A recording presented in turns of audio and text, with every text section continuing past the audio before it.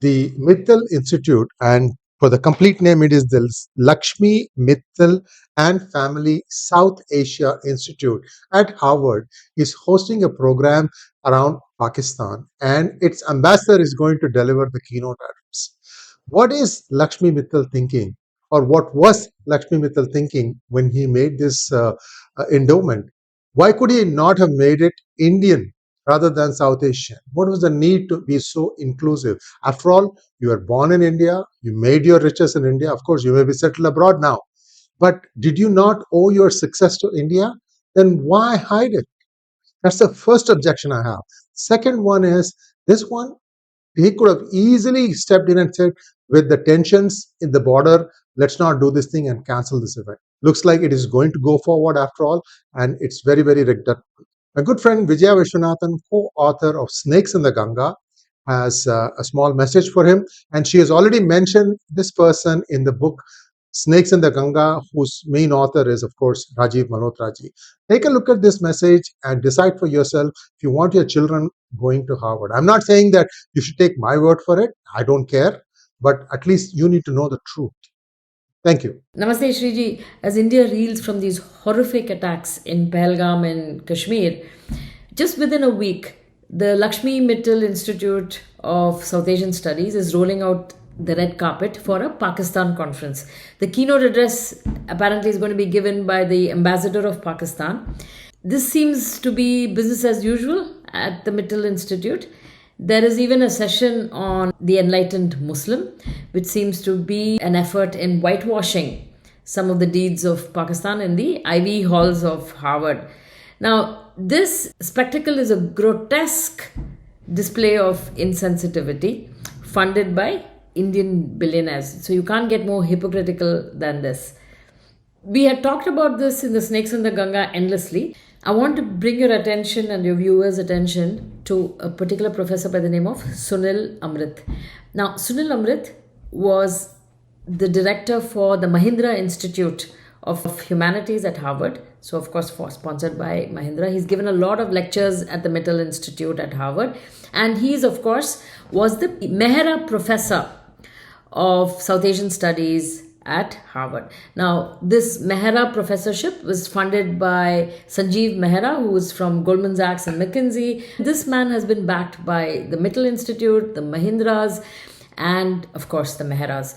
Now, why am I so interested in Sunil Amrit? So, Sunil Amrit is a historian who has been studying the Bay of Bengal and of course the Himalayan waters. He's also written about the Indus Water Treaty. So we'll talk about that in a little bit. Sunil Amrit is an environmental historian, and he looks at history horizontally as opposed to vertically. So when you look at history vertically, you look at a particular civilization chronologically and build up. Whereas when you're looking at it horizontally, you're just looking at people and equality and equity and all of those things. So what Sunil Amrit believes is that the communities around the Bay of Bengal have been migrating back and forth based on the weather patterns.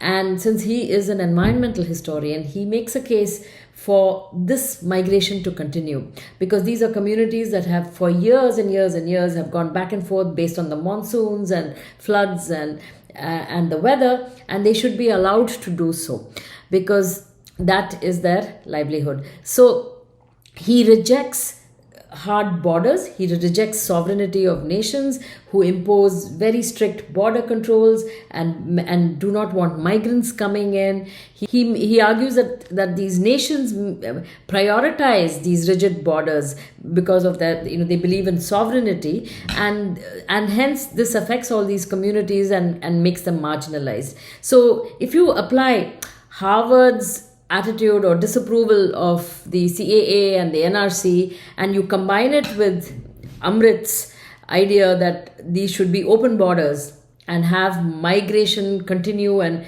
ebb and flow as per the weather patterns, so you can imagine what our billionaires are funding. Our billionaires are funding this Breaking India Force, it's a huge Breaking India Force, and saying if you apply this to Bangladeshis and Rohingya Muslims, then you would say that you should actually welcome all these people, and when the floods go down, they will eventually go back.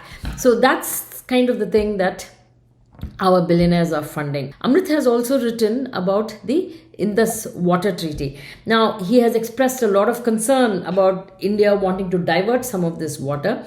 He does not want India to build any dams across any of those rivers. And he's extremely concerned about Pakistan's vulnerability to India's control of the waters upstream, because India controls all these rivers upstream. And so he's very worried about food security in Pakistan.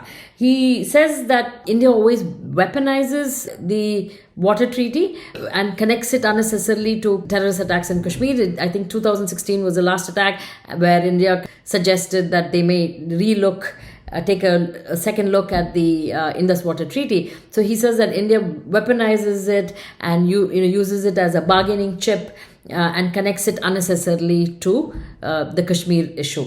So this is what our billionaires are funding. While India mourns the loss of all these civilians, now you have Amrit getting the Infosys Prize in Humanities. So even Indian billionaires within India are giving these prizes to someone like Amrit. Now, Amrit moved to Yale University recently and things haven't changed. He is, of course, the Renu and Anand Dhawan Professor of History at Yale. And guess who's funding this professorship? It is Ashish Dhawan, who is also the co-founder of Ashoka University. So you have the Mehras, the Mittals, the Mahindras in Harvard. Now he comes to Yale. He gets the Infosys Prize. He is the Ashish Dhawan's or the Renu and Anand Dhawan Professor of History at Yale, funded by Ashish Dhawan. This is the sad state of affairs. And even worse is the Indian government sending babus, the bureaucrats, to Harvard to study this narrative and come back to India on taxpayer money. So there are so many holes to plug, and I wanted to share this with you because Indian billionaires are one of the biggest breaking India forces, looks like. While the country is working really hard to keep citizens safe, the billionaires need to be a little bit more responsible and sensitive to how they spend their money, Sree. Thank you.